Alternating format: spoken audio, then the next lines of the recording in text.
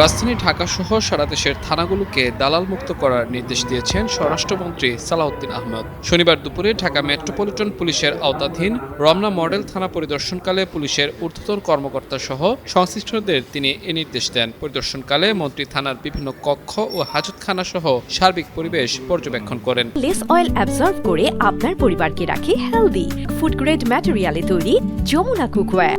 তিনি থানার ওসি ও duty officer সহ পুলিশ সদস্যদের সঙ্গে কথা বলেন, খোঁজখবর নেন এবং বিভিন্ন সমস্যার কথা মনোযোগ দিয়ে শোনেন। মন্ত্রীর সততা, ন্যায়নিষ্ঠা ও আন্তরিকতার সঙ্গে সাধারণ জনগণকে সেবা প্রদানের জন্য উপস্থিত পুলিশ সদস্য সহ সংশ্লিষ্টদের নির্দেশ দেন। এ সময় পুলিশ সদস্যদের মধ্যে কারো বিরুদ্ধে দায়িত্ব অবহেলা ও দুর্নীতির অভিযোগ প্রমাণিত হলে তাদের বিরুদ্ধে কঠোর ব্যবস্থা নেওয়া হবে বলে হুঁশিয়ারি দেন মন্ত্রী।